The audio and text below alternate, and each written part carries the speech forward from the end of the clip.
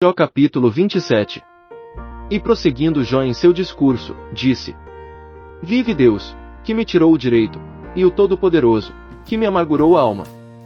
Enquanto em mim houver alento, e o sopro de Deus no meu nariz, não falarão os meus lábios iniquidade, nem a minha língua pronunciará engano. Longe de mim que eu vos dê razão, até que eu morra, nunca apartarei de mim a minha integridade. A minha justiça me apegarei e não alargarei, o meu coração não reprova dia algum da minha vida. Seja como o ímpio meu inimigo, e como o perverso aquele que se levantar contra mim.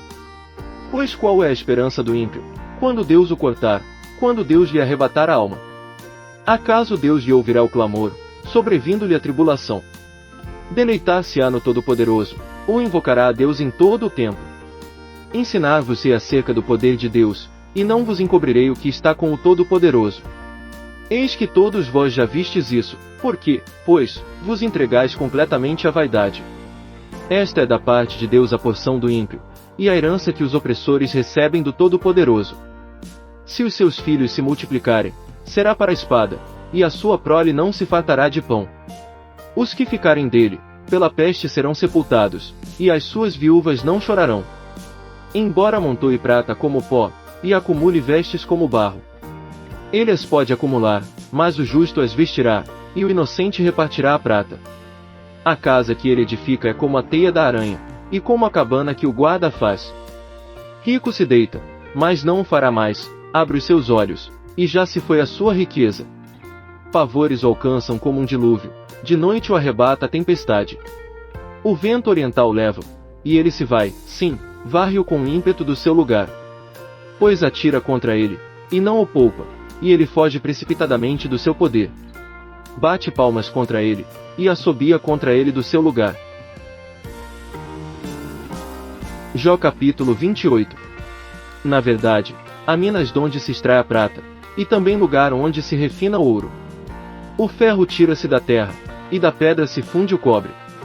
Os homens põem termo às trevas, e até os últimos confins exploram as pedras na escuridão e nas trevas mais densas.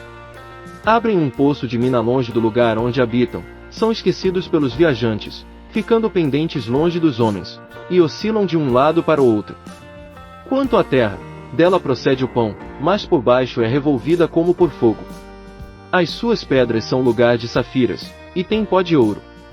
A ave de rapina não conhece essa vereda, e não a viram os olhos do falcão. Nunca pisaram feras altivas, nem um feroz leão passou por ela. O homem estende a mão contra a pederneira, e revolve os montes desde as suas raízes. Corta canais nas pedras, e os seus olhos descobrem todas as coisas preciosas. Ele tapa os veios de água para que não gotejem, e tira para a luz o que estava escondido. Mas onde se achará a sabedoria? E onde está o lugar do entendimento? O homem não lhe conhece o caminho, nem se acha ela na terra dos viventes. O abismo diz, não está em mim, e o mar diz, ela não está comigo. Não pode ser comprada com ouro fino, nem a peso de prata se trocará. Nem se pode avaliar em ouro fino de Ofir, nem em pedras preciosas de berilo, ou safira. Com ela não se pode comparar o ouro ou o vidro, nem se trocará por joias de ouro fino. Não se fará menção de coral nem de cristal, porque a aquisição da sabedoria é melhor que a das pérolas. Não se lhe igualará o topázio da Etiópia, nem se pode comprar por ouro puro. Donde, pois, vem a sabedoria? Onde está o lugar do entendimento? Está encoberta aos olhos de todo vivente, e oculta às aves do céu. O Abadom e a morte dizem, ouvimos com os nossos ouvidos um rumor dela.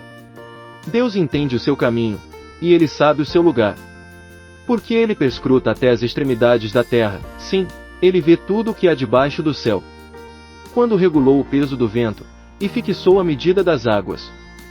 Quando prescreveu leis para a chuva e caminho para o relâmpago dos trovões. Então viu a sabedoria e a manifestou, estabeleceu-a, e também a esquadrinhou. E disse ao homem, eis que o temor do Senhor é a sabedoria, e o apartar-se do mal é o entendimento.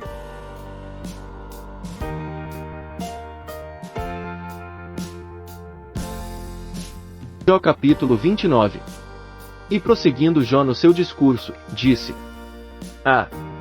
quem me dera ser como eu fui nos meses do passado, como nos dias em que Deus me guardava. quando a sua lâmpada luzia sobre minha cabeça, e eu com a sua luz caminhava através das trevas. Como era nos dias do meu vigor, quando o íntimo favor de Deus estava sobre a minha tenda. Quando o Todo-Poderoso ainda estava comigo, e os meus filhos em redor de mim.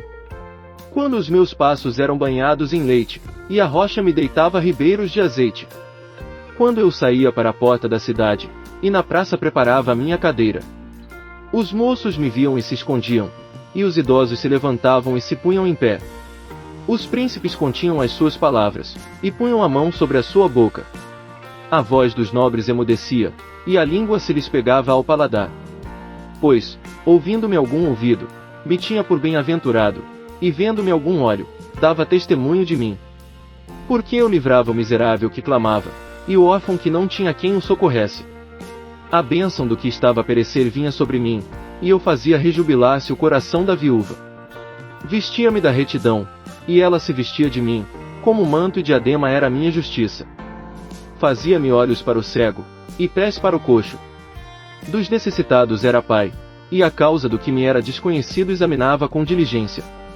E quebrava os caninos do perverso, e arrancava-lhe a presa dentre os dentes. Então dizia eu, no meu ninho esperarei, e multiplicarei os meus dias como a areia. As minhas raízes se estendem até as águas, e o orvalho fica a noite toda sobre os meus ramos. A minha honra se renova em mim, e o meu arco se revigora na minha mão. A mim me ouviam e esperavam, e em silêncio atendiam ao meu conselho. Depois de eu falar, nada replicavam, e minha palavra destilava sobre eles. Esperavam-me como a chuva, e abriam a sua boca como a chuva tardia. Eu lhes sorria quando não tinham confiança, e não desprezavam a luz do meu rosto. Eu lhes escolhia o caminho, assentava-me como chefe, e habitava como rei entre as suas tropas, como aquele que consola os aflitos.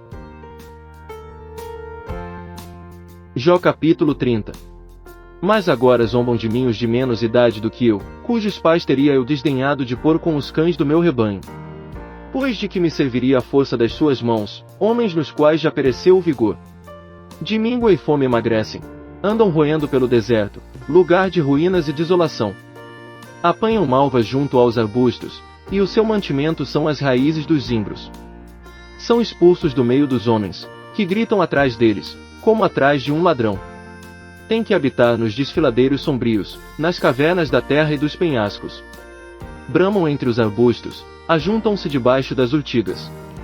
São filhos de insensatos, filhos de gente sem nome, da terra foram enxotados. Mas agora vim a ser a sua canção, e lhes sirvo de provérbio. Eles me abominam, afastam-se de mim, e no meu rosto não se privam de cuspir. Porquanto Deus desatou a minha corda e me humilhou, eles sacudiram de si o freio perante o meu rosto. À direita levanta-se gente vil, empurram os meus pés, e contra mim erigem os seus caminhos de destruição. Estragam a minha vereda, promovem a minha calamidade, não há quem os detenha. Vêm como por uma grande brecha, por entre as ruínas se precipitam. Sobrevieram-me pavores, é perseguida a minha honra como pelo vento, e como nuvem passou a minha felicidade. E agora dentro de mim se derrama a minha alma, os dias da aflição se apoderaram de mim. De noite me são traspassados os ossos, e o mal que me corrói não descansa. Pela violência do mal está desfigurada a minha veste, como a gola da minha túnica, me aperta. Ele me lançou na lama, e fiquei semelhante ao pó e à cinza. Clamo a ti, e não me respondes, ponho-me em pé, e não atentas para mim. Tornas-te cruel para comigo, com a força da tua mão me persegues. Levantas-me sobre o vento, fazes-me cavalgar sobre ele, e dissolves-me na tempestade. Pois eu sei que me levarás à morte, e à casa do ajuntamento destinada a todos os viventes. Contudo não estende a mão quem está a cair. Ou não clama por socorro na sua calamidade. Não chorava eu sobre aquele que estava aflito. Ou não se angustiava a minha alma pelo necessitado. Todavia aguardando eu o bem, eis que me veio o mal, e esperando eu a luz, veio a escuridão. As minhas entranhas fervem e não descansam, os dias da aflição me surpreenderam. Denegrido ando, mas não do sol, levanto-me na congregação, e clamo por socorro. Tornei-me irmão dos chacais, e companheiro dos avestruzes. A minha pele enegrece se me cai, e os meus ossos estão queimados do calor. Pelo que se tornou em pranto a minha harpa, e a minha flauta em voz dos que choram.